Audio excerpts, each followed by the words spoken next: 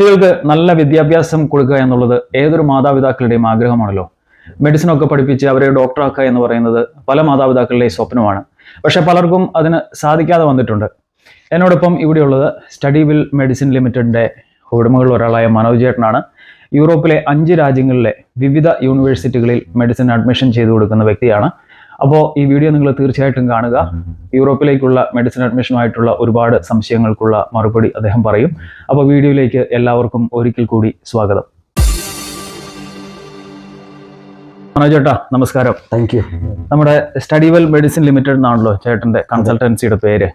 അപ്പൊ ഈ കൺസൾട്ടൻസി എന്നാണ് തുടങ്ങിയത്? എത്ര നാളായി നിങ്ങൾ ഇത് ഞങ്ങളുടെ 10ാമത്തെ വർഷമാണ്. 2017 നമ്മൾ ഒഫീഷ്യലി സ്റ്റാർട്ട് ചെയ്തത്. അതിനു മുമ്പ് 2015 മുതൽ നമ്മൾ ഇതിന്റെ വർക്ക് സ്റ്റാർട്ട് ചെയ്തിരുന്നു. പല യൂണിവേഴ്സിറ്റികളുടെ ഡിസ്കഷനുകളോ അഡ്മിഷൻ എടുത്തു കൊടുക്കാൻ തുടങ്ങിയിരുന്നു. അതുപോലെ എവിടെയൊക്കെയാണ് നിങ്ങൾ ഈ കൺസൾട്ടൻസിയുടെ ബ്രാഞ്ചസ് ഉള്ളത്? ഞങ്ങൾക്കിപ്പോൾ ഉള്ളത് അയർലൻഡിലും UK-യിലുമാണ്. അതുപോലെ നിങ്ങളുടെ കൺസൾട്ടൻസി എവിടെ നിന്നൊക്കെയുള്ള കുട്ടികളെയാണ് റിക്രൂട്ട് ചെയ്യുന്നത്? ഞങ്ങൾ സത്യം പറഞ്ഞാൽ ഓൾ ഓവർ ദ വേൾഡ് ആണ് നമുക്ക് സ്റ്റുഡൻസിനെ ചെയ്തത്. പക്ഷെ ഏറ്റവും കൂടുതലുള്ളത് Ireland, UK, India, middle east, പിന്നെ കാനഡ, ഓസ്ട്രേലിയ, ഈ കൺട്രീസ് ആണ്. ഇപ്പൊ നമുക്ക് ലേറ്റസ്റ്റ് ആയിട്ട് നമീബിയ, ഉഗാണ്ട, ആഫ്രിക്കൻ രാജ്യങ്ങളിൽ നിന്നൊക്കെ നമുക്ക് വരുന്നുണ്ട്. കൂടുതലായിട്ടും മലയാളികളാണോ അതോ? ഒരു 90% ഇന്ത്യൻസ് ആണ്. പിന്നെ ഏഷ്യൻസ് ബേസ്ഡ് ആയിട്ടുള്ള സ്റ്റുഡൻസ് ആണ് കൂടുതലും നമ്മളുടെ പ്രിഫർ ചെയ്യുന്നത്. അതുപോലെ ഈ വിദ്യാർത്ഥികൾക്ക്, അതായത് മെഡിസിന് അപ്ലൈ ചെയ്യേണ്ട വിദ്യാർത്ഥികൾക്ക് എന്തൊക്കെ യോഗ്യതകളാണ് അവർക്ക് വേണ്ടത്? നമുക്ക് വേണ്ടത് ഹയർ എഡ്യൂക്കേഷൻ, അതായത് അയർലൻഡിലാണെങ്കിൽ ലീവിംഗ് സെറ്റ്, UK-യിലാണെങ്കിൽ A ലെവൽ, നമ്മുടെ ഇന്ത്യയിലാണെങ്കിൽ +2, അതായത് 10+2 ഫോർമാറ്റിൽ പഠിക്കുന്ന എല്ലാ കുട്ടികളും ഇതിൽ എലിജിബിൾ ആണ്. പ്ലസ് സയൻസ് ബാക്ക്ഗ്രൗണ്ടും കൂടെ വേണം. അതാണ് മോസ്റ്റ് ഇമ്പോർട്ടൻറ്റ്. മനോജ് ചേട്ടാ, ഈ നമുക്ക് യൂറോപ്പ്, UK നാട്ടിൽ നിന്നൊക്കെയുള്ള പിള്ളേരുടെ ഈ ഒരു പ്രോസസ്സ്, ഒരു ഫുൾ പ്രോസസ്സ് എങ്ങനെയാണ് അവർ from the beginning of application അവർ ജോയിൻ ചെയ്യുന്നോടും വരെയുള്ള ഒരു പ്രോസസ്സ് ഒന്ന് എക്സ്പ്ലെയിൻ ചെയ്യാം? നമുക്ക് 2 രീതിയിലാണ് ഇതിന്റെ പ്രോസസ്സിങ്. അതായത് ഒന്ന്, യൂറോപ്പിൽ നിന്നുള്ള കുട്ടികൾക്ക് വിസ വേണ്ടാത്തത് കൊണ്ട് അവർക്കൊരു 2 മാസം കൊണ്ട് അവരുടെ പ്രോസസ്സ് കംപ്ലീറ്റ് ചെയ്യും. പക്ഷേ നോൺ EU ഇൻക്ലൂഡിങ് UK അവർക്കൊരു 3-3.5 മാസത്തെ പ്രോസസ്സിങ് ടൈമുണ്ട്. അതായത് അവർ +2 എക്സാം കഴിയുമ്പോൾ തന്നെ എൻട്രൻസ് എക്സാമിന് പ്രിപ്പയർ ചെയ്യുക. അതിൻ്റെ ശേഷം ഡോക്യുമെന്റേഷൻ നമ്മൾ സ്റ്റാർട്ട് ചെയ്യും. പിന്നെ വിസയ്ക്ക് അപ്ലൈ ചെയ്യണം. ഇതെല്ലാം കൂടി നമുക്കൊരു 3-3.5 മാസത്തോളം നോൺ EU സ്റ്റുഡൻസിന് ടൈം ആവശ്യമുണ്ട്. അടുത്തായിട്ട് നമ്മൾ ഇന്ത്യയിൽ നിന്നുള്ള പിള്ളേരുടെ ഈ സെയിം പ്രോസസ്സാണ് നോൺ EU സ്റ്റുഡൻസിനുള്ള. അവർക്ക് നമ്മുടെ നാട്ടിലെ +2ന്റെ റിസൾട്ട് വരുന്നതിന് മുമ്പ് തന്നെ നമ്മൾ അവരുടെ പ്രിപ്പറേഷൻ സ്റ്റാർട്ട്. ഇൻട്രസ്റ്റഡ് ആയിട്ടുള്ള സ്റ്റുഡൻസിന് നമ്മൾ മോട്ടിവേഷൻ ഒക്കെ കൊടുത്ത് അവരെ ഇതിലോട്ട് കൊണ്ടുവരാനുള്ള ഒരു പ്രോസസ്സ് സ്റ്റാർട്ട് ചെയ്യും. റിസൾട്ട് വരുമ്പോഴേ തന്നെ നമ്മൾ അതിന്റെ പേപ്പർ വർക്ക്, കാരണം +2 ആണ് ഇതിന്റെ മെയിൻ ക്വാളിഫിക്കേഷൻ. സോ ആ +2ന്റെ റിസൾട്ട് വരുമ്പോൾ തന്നെ നമ്മൾ അതിന്റെ പേപ്പർ വർക്ക് ഇമ്മീഡിയറ്റ്ലി സ്റ്റാർട്ട് ചെയ്യും. അത് കഴിഞ്ഞിട്ട് അവർക്ക് അഡ്മിഷൻ ലെറ്റർ കിട്ടുക, പിന്നെ നമ്മൾ വിസയ്ക്ക് അപ്ലൈ ചെയ്യുക. ഇതാണ് ഇതിൻ്റെ ഒരു പ്രോസസ്സ്. ഈ യൂണിവേഴ്സിറ്റിക്കുള്ള ഫീസൊക്കെ, ട്യൂഷൻ ഫീസൊക്കെ സ്റ്റുഡൻറ്റ് തന്നെ ഡയറക്റ്റ് യൂണിവേഴ്സിറ്റിക്കാണ് ട്രാൻസ്ഫർ ചെയ്യുന്നത്. അത് നമ്മൾ ഓതറൈസ്ഡ് റെപ്രസെൻറ്റേറ്റീവായിട്ട് അങ്ങനെ ഒരു ബന്ധമില്ല. നമ്മൾ ആ ആപ്ലിക്കേഷൻ പ്രോസസ്സും യൂണിവേഴ്സിറ്റിയും സ്റ്റുഡൻറ്റുമായിട്ടുള്ള ഒരു ബന്ധമാണ്. അതിൻ്റെ അകത്ത് money matters like tuition fees ഒന്നും നമ്മൾ അതിൻ്റെ അകത്ത് ഇൻവോൾവ് ആകുന്നേയില്ല. അതുപോലെ തന്നെ നമുക്ക് +2-ന് മിനിമം കെമിസ്ട്രിക്കും ബയോളജിക്കും 70% മാർക്കാണ് നമുക്ക് ആവശ്യമുള്ളത്. പിന്നെ യൂണിവേഴ്സിറ്റി ഓൺലൈനായിട്ട് കണ്ടക്ട് ചെയ്യുന്ന എൻട്രൻസ് എക്സാമിന് പാസ്സാകണം. പിന്നെ ഇതൊരു റാങ്കിങ് ബേസ്ഡ് ആയതുകൊണ്ട് ഇതൊരു കോമ്പിനേഷനാണ്. +2ന്റെ റിസൾട്ടും ഈ എൻട്രൻസ് എക്സാമിന്റെ റിസൾട്ടും കൂടി യൂണിവേഴ്സിറ്റി കാൽക്കുലേറ്റ് ചെയ്ത് നമ്മുടെ റാങ്കിങ്ങിൽ കയറ്റും. അങ്ങനെയാണ് ഇവർക്ക് അഡ്മിഷൻ കിട്ടുന്നത്. അതായത് മെറിറ്റ് ബേസിൽ മാത്രമേ ഈ പറയുന്ന യൂണിവേഴ്സിറ്റികളിൽ സീറ്റ് കിട്ടുള്ളൂ. അതായത് അപ്ലൈ ചെയ്യുന്ന എല്ലാവർക്കും കിട്ടണമെന്നില്ല അല്ലേ? ഇതിന്റെ അകത്ത് നമുക്ക് മിനിമം ക്വാളിഫിക്കേഷൻ, അതായത് 70% മാർക്ക് എന്നുള്ളത് റിക്വയർഡ് ആണ്. പ്ലസ് ഈ എൻട്രൻസ് എക്സാമിന് പാസ്സാവുന്നുള്ളതും.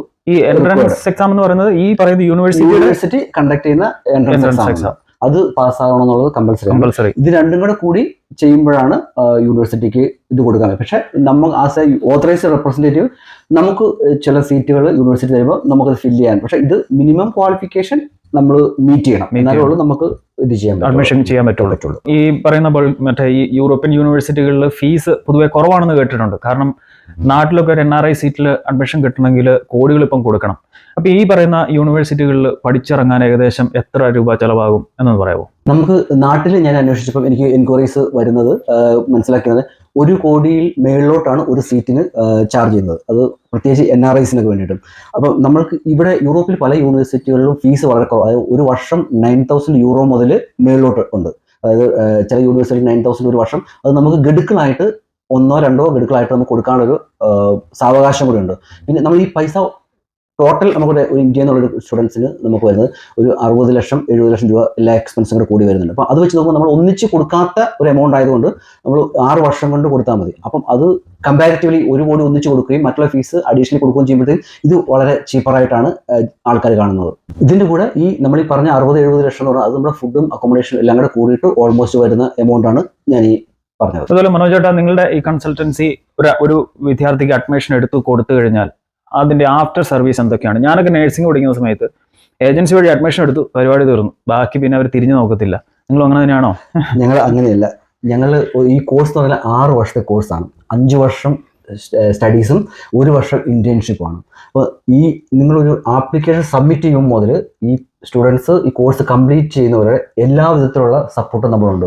ഉദാഹരണത്തിന് ഈ application submission, document attestation, airport pickup, accommodation service, ഇത് എല്ലാം നമ്മൾ പ്രൊവൈഡ് ചെയ്യുന്നുണ്ട്. അത് അവർ ഒരു പ്രാവശ്യം നമ്മുടെ കൂടെ വന്നു കഴിഞ്ഞാൽ അവർ കോഴ്സ് കംപ്ലീറ്റ് ചെയ്ത് പാസ് ഔട്ട് ആവുന്നതോളം വരെ നമ്മുടെ സർവീസ് ഉണ്ട്. അവർക്ക് വീണ്ടും വേണമെന്നുണ്ടെങ്കിൽ അവർക്ക് റിക്വയർഡ് ആയിട്ടുള്ള മറ്റ് സ്ഥലങ്ങളിൽ ജോലി കിട്ടാനോ അല്ലെങ്കിൽ അങ്ങനത്തെ സപ്പോർട്ടും നമ്മൾ ചെയ്യുന്നുണ്ട്. ഇപ്പം 100 കണക്കിന് കുട്ടികൾ ഓൾറെഡി പഠിച്ചിറങ്ങി അയർലൻഡിലും UK-യിലും കാനഡയിലും ഓസ്ട്രേലിയയിലൊക്കെ വർക്ക് ചെയ്യുന്നുണ്ട്. അതൊക്കെ കാണുമ്പോൾ നമ്മൾ വളരെ പ്രൗഡാണ്. നമ്മൾ നാളത്തെ ഒരു സർവീസ് അവർ ഒത്തിരി സ്റ്റുഡൻസും പേരൻസും ഒക്കെ യൂട്ടിലൈസ് ചെയ്യുന്നുണ്ട്. കുട്ടികൾ വൺസ് കോഴ്സിന് ജോയിൻ ചെയ്ത് അവർ ഡോക്ടേഴ്സായി, പഠനം കഴിഞ്ഞതിന് ശേഷം തിരിച്ച് അവരുടെ രാജ്യത്തേക്ക് ചെന്ന് അവർക്ക് ഡോക്ടേഴ്സായിട്ട് ജോലി ചെയ്യുന്നതിന് പിന്നീടുള്ള മാനദണ്ഡങ്ങൾ എന്തൊക്കെയാണ്? ഈ ഒരു കാര്യത്തിൽ നമുക്ക് പറയാനുള്ളത്, യൂറോപ്പിൽ നിന്നുള്ള സ്റ്റുഡൻസിന് സ്ട്രെയിറ്റ് ആയിട്ട് അവരുടെ രാജ്യത്ത് വരിക, അവരുടെ മെഡിക്കൽ കൗൺസിൽ രജിസ്റ്റർ ചെയ്യുക. അത് ഒരു 2 to 3 വീക്സ് കൊണ്ട് ആ രജിസ്ട്രേഷൻ അവർക്ക് കംപ്ലീറ്റ് ചെയ്യാൻ പറ്റും. മറ്റുള്ള ഇപ്പോൾ UK-യിലൊക്കെ ആണെങ്കിലും അവർക്ക് ഇപ്പോൾ പുതിയതായിട്ട് പ്ലാബ് എന്നുള്ളൊരു എക്സാം ഉണ്ട്. അല്ലെങ്കിൽ ഇപ്പോൾ കാനഡ, ഓസ്ട്രേലിയ എന്നുള്ള കൺട്രീസൊക്കെ ആണെങ്കിൽ അവർക്ക് അവരുടെ കൺട്രിയിൽ രജിസ്റ്റർ ചെയ്യാനായിട്ട് അല്ലെങ്കിൽ വർക്ക് ചെയ്യാനുള്ള എക്സാം ഉണ്ട്. അപ്പോൾ നമുക്ക് ഇന്ത്യയുടെ കാര്യം പറയുവാണെങ്കിൽ FMG എന്നും പറഞ്ഞിട്ട് ഒരു എക്സാം ഉണ്ട്. അത് ജൂണിലും ജനുവരിയിലും എല്ലാ വർഷവും കണ്ടക്ട് ചെയ്യുന്നതാണ്. അത് സാധാരണ നമ്മുടെ പിള്ളേരൊക്കെ പാസ്സായി അവിടെ രജിസ്ട്രേഷൻ കംപ്ലീറ്റ് ചെയ്യാറുണ്ട് വളരെ ഈസി ആയിട്ട്. യൂറോപ്പിലുള്ള ഏതൊക്കെ രാജ്യങ്ങളിലുള്ള യൂണിവേഴ്സിറ്റികളിലാണ് ഇപ്പോൾ നിങ്ങൾ അഡ്മിഷൻ ചെയ്തു കൊടുക്കുന്നത്? നമ്മളിപ്പോൾ ഏറ്റവും കൂടുതൽ ചെയ്യുന്ന 90% സ്റ്റുഡൻസും പോകുന്നത് ബൾഗേറിയ എന്നുള്ള സ്ഥലത്താണ്. അതാണ് ചീപ്പ് ആൻഡ് ബെസ്റ്റ് ആയിട്ടുള്ള ഒരു കൺട്രി. പിന്നെ നമ്മൾ പോളണ്ട്, ലാത്വിയ, ഗ്രീസ്, മോൾഡോവ ആണ് പിന്നെ ഇപ്പോൾ ചെയ്യുന്നത്. അപ്പൊ ഈ പറയുന്ന രാജ്യങ്ങളിൽ ഈ പറയുന്ന കോഴ്സസ് ഇംഗ്ലീഷിലാണോ അതോ അതാത് രാജ്യത്തെ ലാംഗ്വേജിലാണോ? ഇല്ല, നമ്മൾ ചെയ്യുന്നത് ഈ കൺട്രീസ് ഇംഗ്ലീഷ് ലാംഗ്വേജിലുള്ള medicine, dentistry, veterinary, physiotherapy, pharmacy, nursing, ഈ കോഴ്സുകളാണ്. അതെല്ലാം ഇംഗ്ലീഷിലാണ് നമ്മൾ ചെയ്യുന്നത്. അതുകൊണ്ടാണ് നമ്മൾ നാട്ടിൽ നിന്നുള്ള പിള്ളേർക്കും എവിടെയുള്ള പിള്ളേർക്കാണ് ഈസി ആയിട്ട് ഒന്ന് ചെയ്തിട്ട്. അതുപോലെ ഈ ഹോസ്പിറ്റൽ, ഇവർ പഠിക്കാൻ പോകുന്ന ഹോസ്പിറ്റലിന് എന്തൊക്കെ ഫെസിലിറ്റീസ് ഉണ്ട്, അതുപോലെ ഇവരുടെ അക്കോമഡേഷൻ, പഠന സമയത്തുള്ള അക്കോമഡേഷൻ എങ്ങനെയാണ്? ഇത് ഈ ഹോസ്പിറ്റൽ മൾട്ടി സ്പെഷ്യാലിറ്റി ഹോസ്പിറ്റലാണ് ഈ പിള്ളേർ പ്രാക്ടീസ് ചെയ്യുന്നത്. അവിടെ റോബോട്ടിക് സർജറി, കടാബർ, അങ്ങനെ എമർജൻസി എല്ലാ രീതിയിലുള്ള ഫെസിലിറ്റീസ് ഉള്ള അഡ്വാൻസ്ഡ് ആയിട്ടുള്ള എല്ലാ ടെക്നോളജീസും ഉള്ള ഹോസ്പിറ്റലാണ് ഇതിൽ വർക്ക് ചെയ്യുന്നത്. പിന്നെ അക്കോമഡേഷൻ എന്ന് പറഞ്ഞാൽ യൂണിവേഴ്സിറ്റിക്ക് കുറച്ച് അക്കോമഡേഷൻ അവരുടേതായിട്ടുണ്ട്, പക്ഷെ അത് എല്ലാവർക്കും കിട്ടണമെന്നില്ല. നമ്മൾ ചെയ്യുന്നത് പറഞ്ഞാൽ അവിടെ ഫുള്ളി ഫർണിഷ്ഡ് ആയിട്ടുള്ള അപ്പാർട്ട്മെന്റ് ഈ സ്റ്റുഡൻസിന് കൊടുക്കും. അത് 5 to 10 minutes വാക്കബിൾ ഡിസ്റ്റൻസ് ആയതുകൊണ്ട് അവർക്ക് വളരെ ഈസി ആക്സസ് ആണ് ഈ യൂണിവേഴ്സിറ്റിയിലോട്ടുള്ളത്. നമ്മൾ medicine, dentistry, veterinary, pharmacy, nursing എന്നീ കോഴ്സുകളാണ് കൂടുതലായിട്ട് ഫോക്കസ് ചെയ്യുന്നത്. അപ്പോൾ മനോജ് ചേട്ടാ, വളരെ നന്ദി ഇത്രയും നേരം സ്പെൻഡ് ചെയ്ത് ഈ കാര്യങ്ങളെ ഹോൾ പ്രോസസ്സിനെ കുറിച്ചൊക്കെ എക്സ്പ്ലെയിൻ ചെയ്യുന്നത്. എനിക്കൊന്ന് ഒരുപാട് ആൾക്കാർക്ക് ഇത് ഉപകാരമായിരിക്കും. പ്രത്യേകിച്ച് യൂറോപ്പിലേക്ക്, അതായത് ഈസ്റ്റേൺ യൂറോപ്പിലേക്കൊക്കെ വന്ന് ചിലവ് കുറഞ്ഞ രീതിയിൽ മെഡിസിൻ പഠിക്കാൻ ആഗ്രഹിക്കുന്ന എല്ലാവർക്കും ഇതൊരു ഉപകാരമായി എന്ന് വിശ്വസിക്കുന്നു. വളരെ നന്ദി. ഇതിൻ്റെ അത് ഏറ്റവും ഒരു ഇമ്പോർട്ടൻ്റ് ആയിട്ടുള്ള കാര്യം പറയാനുള്ളത്, യൂറോപ്പിലോട്ട് ഈസി ആയിട്ട് വരാൻ പറ്റുന്ന ഒരു രീതിയാണിത്. പഠിച്ച് ഇവിടെ എക്സാം ഒന്നുമില്ല, നമുക്ക് നേരിട്ട് മെഡിസിന് പഠിച്ചതിന് ശേഷം ഇവിടെ ജോയിൻ ചെയ്യാനായിട്ടുള്ള ഒരു, അല്ലെങ്കിൽ നമ്മൾ ഈ എക്സാം ഒക്കെ എഴുതി പാസ്സായിട്ട് വേണം നമ്മൾ ഇവിടെ വരേണ്ടത്. ഇതാകുമ്പോൾ എക്സാം ഇല്ല, ജസ്റ്റ് രജിസ്ട്രേഷൻ മാത്രമേ ആവശ്യമുള്ളൂ. അതുകൊണ്ട് ഈ ഒരു റൂട്ട് ഒത്തിരി ആൾക്കാർ സെലക്ട് ചെയ്യുന്നുണ്ട്. പ്ലസ് നമ്മൾ നേരത്തെ പറയാം 1 crore 2 crore ആവശ്യമില്ല, നമ്മൾ ഇൻസ്റ്റാൾമെന്റ് ആയിട്ട് പൈസ കൊടുത്ത് പഠിക്കാനുള്ള ഒരു രീതിയുണ്ട്. 6 വർഷം കൊണ്ട് തീർച്ചയായിട്ടും കംപ്ലീറ്റ് ചെയ്ത് ഇവിടെ എവിടെയെങ്കിലും അയർലൻഡിലോ അല്ലെങ്കിൽ UK ലൊക്കെ വർക്ക് ചെയ്യാനായിട്ട് ഈസിയാണ്. അതായത് ഒരു നേഴ്സ് ആയിട്ടുള്ള ഒരു ഫാമിലിക്ക് പോലും അഫോർഡ് ചെയ്യാവുന്ന, നാട്ടിലാണെങ്കിൽ ഇത് ചിന്തിക്കാൻ പറ്റത്തില്ല, ഒരിക്കലും പറ്റത്തില്ല. അപ്പം still thank you so much for giving an opportunity to introduce myself. Study well മെഡിസിന്റെ പേരുള്ള എല്ലാ ആശംസകളും അറിയാം. Thank you. അപ്പോൾ യൂറോപ്പിലേക്ക് ഉപരിപഠനത്തിനായിട്ട് ശ്രമിക്കുന്ന എല്ലാവരും ഈ വീഡിയോ ഒന്ന് കാണുക, മറ്റുള്ളവർക്ക് അയച്ചു കൊടുക്കുക. നിങ്ങളുടെ സംശയങ്ങളൊക്കെ സ്റ്റഡി വെൽ മെഡിസിൻ ലിമിറ്റഡുമായിട്ട് ഡിസ്കസ് ചെയ്യുക. അവരുടെ കോൺടാക്ട് ഡീറ്റെയിൽസ് ഞാൻ ഡിസ്ക്രിപ്ഷനിലും കമന്റ് ബോക്സിലും കൊടുത്തേക്കാം. അപ്പോൾ വീഡിയോ എല്ലാവർക്കും ഇഷ്ടപ്പെട്ടു എന്ന് കരുതുന്നു. മറ്റൊരു നല്ല വീഡിയോ ആയിട്ട് കാണാം. Bye bye.